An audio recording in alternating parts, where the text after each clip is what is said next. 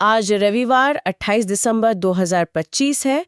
आज हम एक ऐसी खबर की पड़ताल करने जा रहे हैं जो शायद अखबार के किसी कोने में छपी हो। बिहार में एक मालगाड़ी पटरी से उतर गई। अब पहली नज़र में लगता है ठीक है, मालगाड़ी ही तो थी, कोई हताहत नहीं हुआ तो इसमें क्या बड़ी बात है। लेकिन हमारे पास जो रिपोर्ट है वो बताती है कि ये छोटी सी घटना एक बड़े डोमिनो इफेक्ट की शुरुआत थी, जिसने देश के सबसे व्यस्त रेल नेटवर्क में कह सकते हैं कि एक भूचाल ला दिया। चलिए इस गुत्थी को सुलझाते हैं। आपने बिल्कुल सही नस पकड़ी है। ये घटना इस बात का एक बेहतरीन उदाहरण है कि भारतीय रेल में जैसी विशाल और आपस में जुड़ी हुई प्रणाली कितनी संवेदनशील हो सकती है। ये किसी तालाब में फेंके गए एक छोटे से पत्थर की तरह है जिसकी लहरें किनारे तक पहुंचती हैं। आज हम सिर्फ ये नहीं देखेंगे कि क्या हुआ, बल्कि ये समझेंगे कि कैसे एक जगह पर हुई एक मामूली सी चूक ने हजारों किलोमीटर दूर तक यात्रियों, ट्रेनों और पूरे सिस्टम को हिला के रख दिया। तो चलिए शुरू से शुरू करते हैं। हुआ क्या था और कहाँ? बुनियादी जानकारी क्या है हमारे पास? ये हादसा शनिवार देर रात करीब 11:25 पर बिहार के जमुई जिले में हुआ। अच्छा। जगह थी पूर्वी रेलवे के आसनसोल डिवीजन में लाहाबोन और सिमुलतला स्टेशनों के बीच। एक मालगाड़ी के 8 डिब्बे पटरी से उतर गए। 8 डिब्बे? हाँ, 8। और सबसे अच्छी बात यह रही कि इसमें किसी की जान नहीं गई। लेकिन जिस जगह और जिस समय ये हुआ, वही इस पूरी कहानी का सबसे अहम मोड़ है। ये बात मुझे थोड़ी समझाइए। जगह और समय इतना जरूरी क्यों है? देर रात का समय तो वैसे भी कम व्यस्त माना जाता है। देखने में ऐसा लगता है, लेकिन रेलवे के लिए रात का समय सबसे ज्यादा नाजुक होता है। ये हावड़ा पटना दिल्ली रेल मार्ग है, जिसे भारतीय रेलवे की महाधमनी या आयोटा कह सकते हैं। बिल्कुल, आयोटा कहा जा सकता है। देश की ज्यादातर लंबी दूरी की जो प्रेस्टीज ट्रेनें हैं, वो इसी समय इस रूट से गुजर रही होती हैं। हजारों यात्री अपनी बर्थ पर सो रहे होते हैं, इस भरोसे के साथ कि वो सुबह अपनी मंजिल पर पहुंचेंगे। उस वक्त इस रूट पर ट्रैफिक का दबाव वो आसमान छू रहा होता है। इस एक घटना ने उस चलती फिरती धड़कती हुई धमनी को एक झटके में ब्लॉक कर दिया। मतलब ये एक सिंगल पॉइंट फेलियर का क्लासिक केस है, जहां एक चीज खराब होने से पूरा सिस्टम ठप पड़ जाता है। लेकिन मेरे मन में एक सवाल है, क्या इतनी जरूरी रूट पर ऐसी किसी घटना के लिए कोई प्लान बी पहले से तैयार नहीं होता? क्या हर बार सब कुछ मौके पर ही तय करना पड़ता है? ये एक बहुत जरूरी सवाल है। कागज पर तो हर जोन के पास आकस्मिक योजनाएं यानी कंटिंजेंसी प्लान्स होते हैं, लेकिन हकीकत यह है कि हर दुर्घटना अपने आप में अलग होती है। असली चुनौती उस वक्त कंट्रोल रूम में बैठे ऑपरेटर के सामने होती है, जिसे मैप पर दर्जनों ट्रेनों की लोकेशन दिख रही होती है और उसे मिनटों के अंदर हर एक के लिए फैसला लेना होता है। बाप रे! इसे ऐसे समझिए, ये एक लाइव शतरंज के खेल की तरह है, जहां आपकी हजारों गोटियां यानी ट्रेनें अचानक एक जगह फंस गई हैं और आपको रियल टाइम में हर एक के लिए नया रास्ता बनाना है। आपका हर एक गलत मूव हजारों लोगों के सफर को घंटों लंबा कर सकता है। कंट्रोल रूम में उस रात तनाव का माहौल आप सोच भी नहीं सकती। और इस तनाव का नतीजा क्या निकला? रिपोर्ट बताती है कि लगभग 2 दर्जन ट्रेनें प्रभावित हुईं। ये तो बहुत बड़ा आंकड़ा है। हाँ, और असर सिर्फ गिनती में नहीं, बल्कि उसके प्रकार में भी था।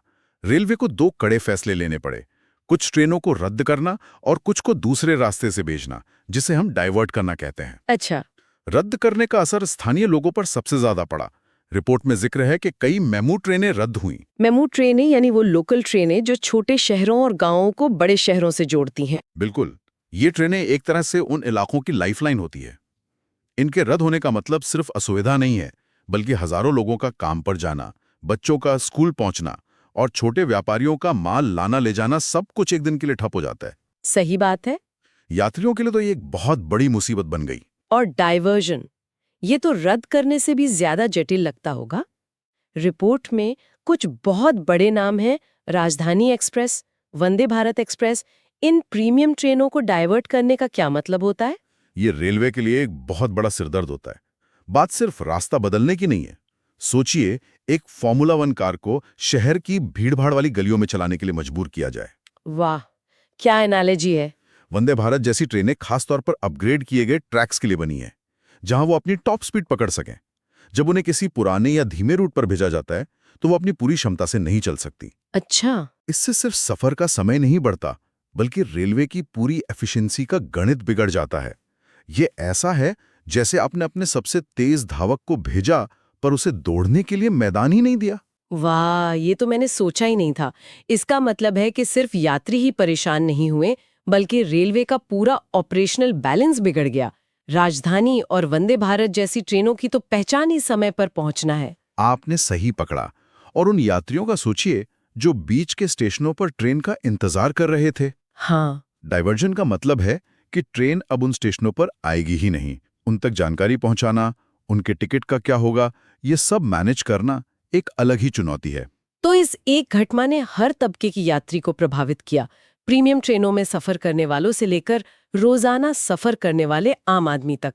जब इतने बड़े पैमाने पर सब कुछ रुक गया, तो जाहिर है इसे वापस पटरी पर लाने की कोशिश भी उतनी ही जबरदस्त होगी। रिपोर्ट में युद्ध स्तर पर काम होने की बात कही गई है। जमीन पर इस युद्ध स्तर का मतलब क्या होता है? युद्ध स्तर का मतलब समझना बहुत जरूरी है। ये सिर्फ क्रेन से डब्बे हटाने तक सीमित नहीं है। ये एक बहुस्तरीय ऑपरेशन होता है। सबसे पहले दुर्घटना राहत ट्रेनें पहुंचती हैं और साइट को सुरक्षित करती हैं। फिर भारी क्रेनों से मलबा हटाया जाता है। लेकिन असली काम इसके बाद शुरू होता है। असली काम मतलब पटरियां ठीक करने से भी ज्यादा कुछ? हाँ, क्योंकि नुकसान अक्सर आंखों से दिखाई देने वाले से कहीं ज्यादा गहरा होता है। ट्रैक के नीचे की गिट्टी और जमीन, जिसे बैलस्ट कहते हैं, उसकी जांच होती है कि कहीं वो धंस तो नहीं गई। फिर पटरियों को अल्ट्रासोनिक मशीनों से चेक किया जाता है कि कहीं उनमें कोई ऐसी बारीक दरार तो नहीं आ गई जो आंखों से ना दिखे। अच्छा। इसके बाद ओवरहेड बिजली के तार, जिन्हें OHE कहते हैं, और सिग्नलिंग केबल्स की जांच होती है, क्योंकि उनके बिना ट्रेन चल ही नहीं सकती। 1 किलोमीटर ट्रैक को बहाल करने में दर्जनों अलग अलग विशेषज्ञ टीमें एक साथ काम करती हैं। हर टीम सुरक्षा का सर्टिफिकेट नहीं दे देती, तब तक ट्रैक को खोला नहीं जाता। बाप रे। हर 1 घंटे की देरी का मतलब है लाखों का नुकसान और हजारों और यात्रियों की परेशानी। ये तो सच में एक युद्ध जैसा ही है। चलिए, ये तो हुई ट्रैक को ठीक करने की बात। लेकिन सबसे बड़ा सवाल तो ये है कि ये हादसा हुआ ही क्यों? रिपोर्ट कहती है कि जांच के आदेश दे दिए गए हैं। इस जांच में क्या होता है? वे किन चीजों पर ध्यान देते हैं? ये इस पूरी प्रक्रिया का सबसे महत्वपूर्ण हिस्सा है, क्योंकि इसका मकसद भविष्य में ऐसी घटनाओं को रोकना होता है। जांच सिर्फ किसी एक व्यक्ति पर दोष मढ़ने के लिए नहीं होती। रेलवे की जांच टीमें किसी जासूस की तरह काम करती हैं और हर पहलू पर गौर करती हैं। मोटे तौर पर 3 मुख्य संभावनाओं पर काम होता है। और वो क्या है? पहली संभावना है ट्रैक फेलियर। हो सकता है पटरी में पहले से कोई दरार हो, जो सर्दी के कारण या ट्रेन के वजन से अचानक बढ़ गई हो। हमारी पटरियां मौसम की मार बहुत झेलती हैं। गर्मी में फैलती हैं, सर्दी में सिकुड़ती हैं।